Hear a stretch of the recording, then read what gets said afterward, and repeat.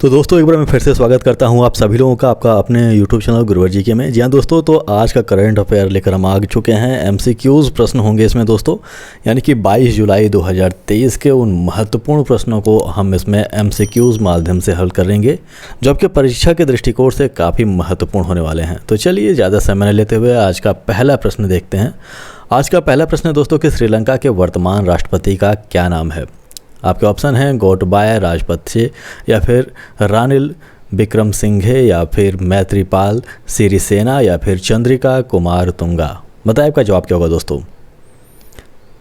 दोस्तों यदि आप चुनते हैं रानिल विक्रमसिंघे तो आप बिल्कुल सही हैं, यानी कि इसका जो जवाब होगा वो बी हो जाएगा। और आप यहाँ पर उनका चित्र देख सकते हैं।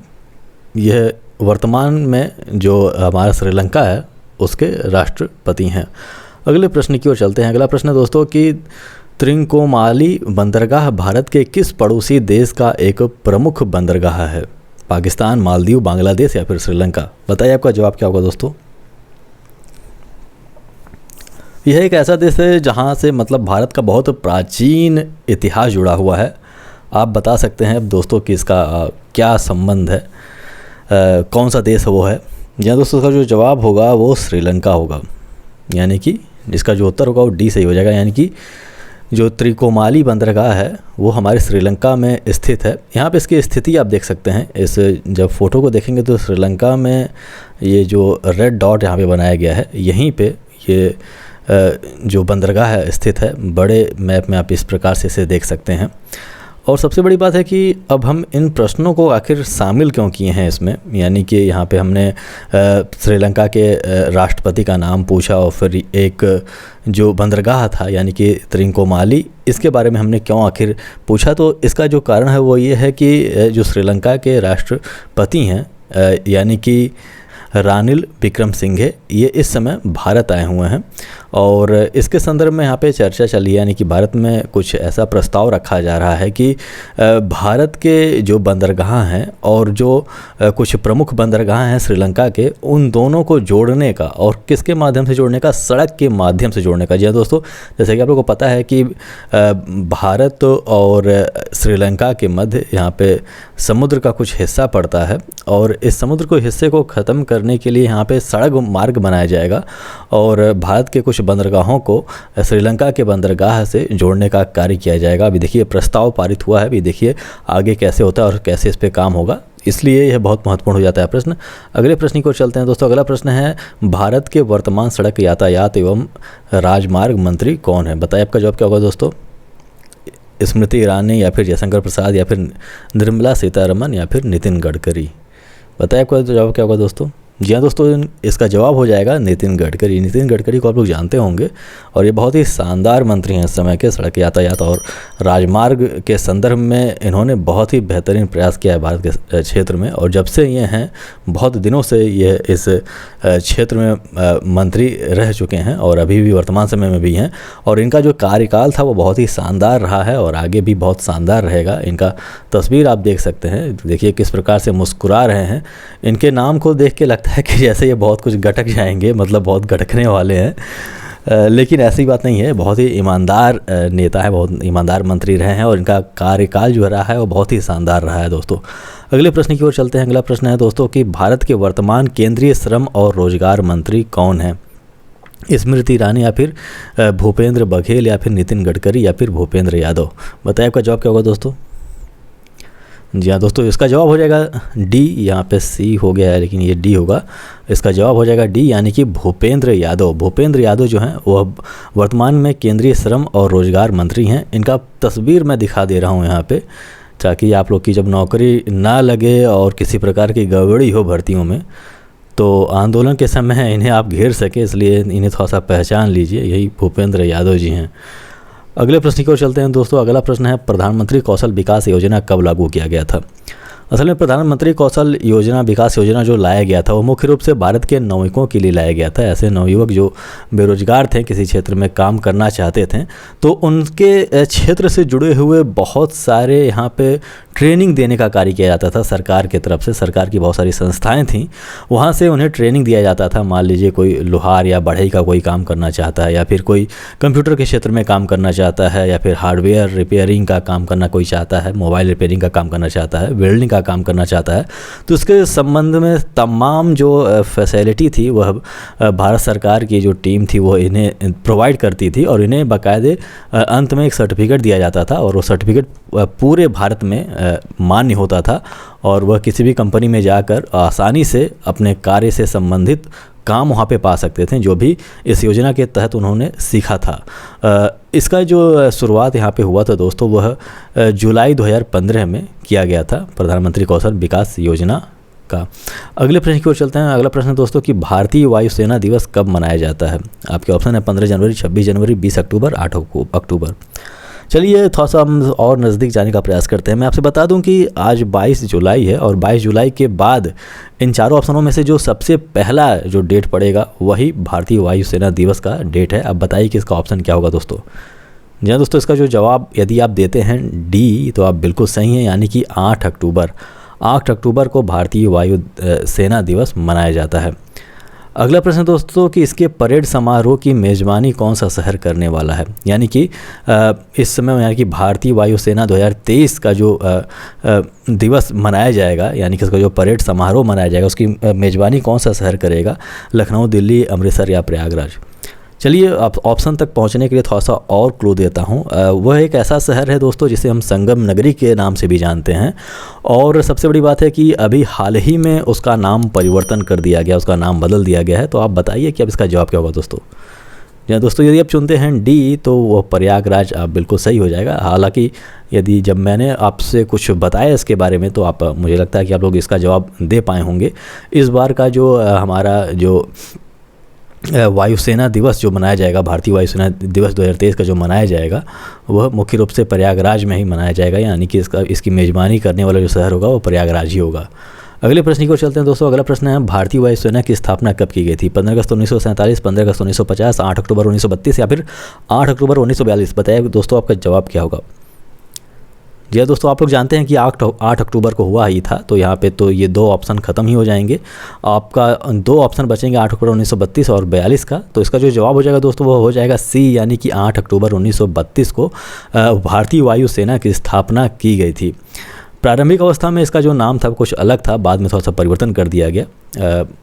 अंग्रेज़ों के समय में ही इसका जो स्थापना था वो कर दिया गया था भारतीय वायुसेना की। यहाँ पे ये प्रश्न है दोस्तों कि 1950 से पहले भारतीय वायुसेना को किस नाम से जाना जाता था? ब्रिटिश वायुसेना, कमांड इन एयरफोर्स, या फिर रॉयल क्राउन एयरफोर्स, या फिर रॉयल इंडियन एयरफोर्स? बताए आपका जवाब क्या होगा दोस्तों? जी हाँ दोस्तों, इसका जो जवाब होगा वो हो जाएगा रॉयल इंडियन एयरफोर्स। जी हाँ दोस्तों, 1950 से पहले, यानी कि 26 जनवरी 1950 से पहले जो इसका नाम था वह रॉयल इंडियन एयरफोर्स था। जैसा कि आप लोग जानते हैं कि इसकी जो स्थापना की गई थी वह 8 अक्टूबर को किया गया था। 8 अक्टूबर को किया गया था। कब किया गया था? 1932 ईस्वी में। और इसके बाद इसका जो नाम था, यानी कि 1932 में जिसका नाम रखा गया था इंडियन एयरफोर्स का, वो रॉयल इंडियन एयरफोर्स था। लेकिन 1950 के बाद से, यानी कि 26 जनवरी 1950 के बाद से इसका जो नाम हो गया वह रॉयल यहाँ से हट गया और केवल हो गया इंडियन एयरफोर्स, यानी कि भारतीय वायु सेना हो गया। अगले प्रश्न की ओर चलते हैं दोस्तों। यहाँ पे देखिए ये जो दो लोगो आपको दिखाई दे रहे हैं, ये वर्तमान समय का जो भारतीय वायु सेना का जो है वो प्रतीक है, और ये जो रॉयल इंडियन एयरफोर्स था उस समय का, यानी कि 1950 के पहले का है।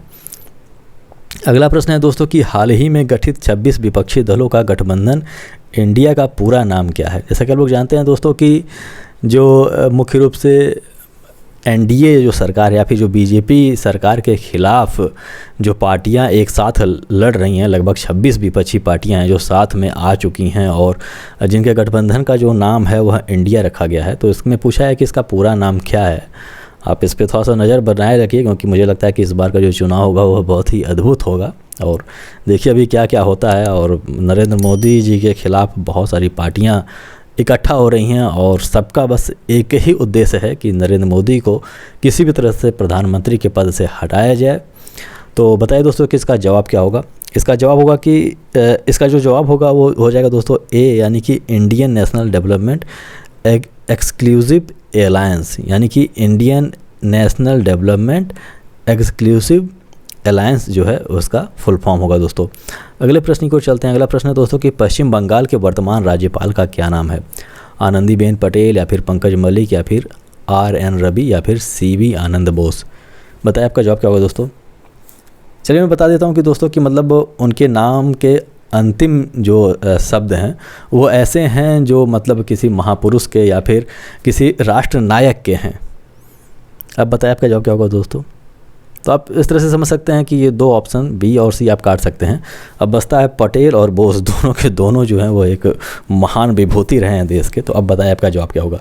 चलिए मैं एक और आपको ऑप्शन देता हूं कि पश्चिम बंगाल, चूँकि इसका संबंध पश्चिम बंगाल से है, राज्यपाल पश्चिम बंगाल के राज्यपाल से है, इसलिए मैं बताऊं कि जो अंतिम नाम जो मैंने बताया वह अंतिम नाम जो है वह मुख्य रूप से वो भी उनका भी जन्म जो था वो पश्चिम बंगाल का ही हुआ था और वो पश्चिम बंगाल के रहने वाले थे। अब बताइए दोस्तों आपकी जवाब क्या होगा। जी दोस्तों आप लोग समझ गए होंगे कि अब जो जवाब होगा वो CV आनंद बोस का होगा, यानी कि वर्तमान राज्यपाल जो पश्चिम बंगाल के हैं वो CV आनंद बोस जी हैं। और इनका फ़ोटो आप देख सकते हैं, यहाँ पर इनका फ़ोटो मौजूद है। अगला प्रश्न दोस्तों ये है कि तमिलनाडु के वर्तमान राज्यपाल का क्या नाम है। सत्यपाल मलिक, वेंकटेश रवि या फिर RN रवि या फिर आरिफ मोहम्मद। तो बताइए अपना जवाब क्या होगा दोस्तों। जी हाँ दोस्तों, यदि आप चुनते हैं C यानी कि RN रवि तो आप बिल्कुल सही हैं। RN रवि इस समय के तमिलनाडु के वर्तमान राज्यपाल हैं। यहाँ पे इनका फ़ोटो आप देख सकते हैं। अब देखिए, दो राज्यों के राज्यपाल के नाम हमने पूछे और ये आपके परीक्षा के दृष्टिकोण से क्यों महत्वपूर्ण है। ऐसा इसलिए क्योंकि अभी पश्चिम बंगाल में जो पंचायत के चुनाव हुए हैं, जो उसमें बहुत सारा क्राइम आप लोगों को देखा है कि आप लोगों ने देखा होगा कि किस प्रकार से बहुत सारा क्राइम उसमें हुआ है और बहुत सारी हत्याएं भी देखने को मिली उसमें। और यहाँ पे जो तमिलनाडु का जो मामला था, तमिलनाडु में ये भी एक जो मामला जो RN रवि से जुड़ा हुआ था, असल में ये इसलिए इस समय उठ रहा है क्योंकि इन दोनों लोगों ने मतलब जब पश्चिम बंगाल में जब हिंसा हुई तो उसके संदर्भ में भी इनके वक्तव्य आए थे जो कि कठोर वो काफ़ी वक्तव्य थे। और जो हमारे मुख्य रूप से तमिलनाडु के जो राज्यपाल थे यानी कि RN रवि, इन्होंने भी कुछ एक मंत्री थे उनको उनके पद से हटा दिया था। इसलिए ये लोग थोड़ा सा इस समय न्यूज़ में चल रहे थे, इसलिए इनके नाम जानने आवश्यक हैं। इनसे संबंधित प्रश्न पूछा जा सकता है। यहाँ पे इनका तस्वीर आप देख सकते हैं। अगला प्रश्न दोस्तों कि तमिलनाडु के वर्तमान मुख्यमंत्री का क्या नाम है। RN रवि या फिर M करुणानिधि या फिर M वेंकटेश या फिर MK स्टालिन। बताइए दोस्तों आपका जवाब क्या होगा। चलिए दोस्तों मैं बता देता हूँ कि उनका नाम एक ऐसे रैपर से मिलता है जो अभी कुछ हाल ही के दिनों में काफ़ी फेमस हुआ है, जो कि शायद मुझे लगता है कि मुंबई का रहने वाला है और शायद बिग बॉस से भी उसका कोई संबंध रहा है। शायद मुझे लगता है कि पिछली बार का जो बिग बॉस का जो था जो होता है बिग बॉस एक आता है TV पे दिखाया जाता है शो, उसका विजेता भी रहा है वो। और मुझे लगता है कि वो शायद माला भी पहनता है और रुपए का माला पहनता है, मतलब R लिखा हुआ है जो सिंबल है रुपए का, वैसा माला पहनता है। तो बताइए दोस्तों कि उसी के नाम से जुड़ता हुआ नाम है तमिलनाडु के वर्तमान मुख्यमंत्री का। बताइए आपका जवाब क्या होगा दोस्तों। जी दोस्तों, उसका जो जवाब होगा वो D हो जाएगा, यानी कि MK स्टालिन। MK स्टालिन जो है तमिलनाडु के वर्तमान मुख्यमंत्री हैं। MK स्टालिन जो मुख्य रूप से हैं वो इसके पूर्व जो मुख्यमंत्री थे M करुणानिधि, उन्हीं के पुत्र हैं। यहाँ पे इनका फ़ोटो आप देख सकते हैं, जैसे कि दक्षिण भारत के किसी हीरो या विलन की तरह लग रहे हैं। ऐसे हीरो या विलन दक्षिण भारत के होते हैं। अगले प्रश्न की ओर चलते हैं दोस्तों। अगला प्रश्न है कि तमिलनाडु के वर्तमान मुख्यमंत्री मुथुवेल करुणानिधि स्टालिन का संबंध किस राजनीतिक पार्टी से है। आपके ऑप्शन है यूनाइटेड डेमोक्रेटिक फ्रंट या फिर भारतीय कम्युनिस्ट पार्टी या फिर द्रविड़ मुनेत्र कड़गम या फिर भारतीय राष्ट्रीय कांग्रेस। बताइए आपका जवाब क्या होगा दोस्तों। जी दोस्तों, उसका जो जवाब हो जाएगा वो DMK यानी कि द्रविड़ मुनेत्र कड़गम हो जाएगा, यानी कि C इसका जवाब सही हो जाएगा। अगला प्रश्न है दोस्तों, आज का अंतिम प्रश्न है कि भारत के संविधान के किस अनुच्छेद में कहा गया है कि राज्यपाल को सहायता और सलाह देने के लिए एक मंत्रिपरिषद होगा और जिसका प्रधान मुख्यमंत्री होगा। अनुच्छेद 162, 165, 160 या फिर 163? बताइए इसका जवाब क्या होगा दोस्तों। जैसा कि आप लोगों को पता है कि अंतिम प्रश्न जो है वो हम आप लोगों के लिए छोड़ देते हैं। आप लोग थोड़ा सा रिसर्च कीजिए इसके ऊपर और फिर अपने कमेंट बॉक्स में जवाब दीजिएगा हमारे। तो इसी के साथ आज का ये वीडियो समाप्त करते हैं। आशा करते हैं दोस्तों कि ये वीडियो आपको समझ में आ गया होगा। यदि नहीं समझ में आया तो फिर से इस वीडियो को देखिए और समझने का प्रयास कीजिए। और यदि ये वीडियो अच्छा लगा तो इसे लाइक कर दीजिएगा, हमारे चैनल को सब्सक्राइब कर दीजिएगा और बेल आइकन भी प्रेस कर दीजिएगा ताकि जब हम नई वीडियो लेकर आएँ तो उसकी जानकारी आपको हो सके। तो हमारे साथ बने रहने के लिए बहुत बहुत धन्यवाद। मिलते हैं अपने अगले वीडियो में।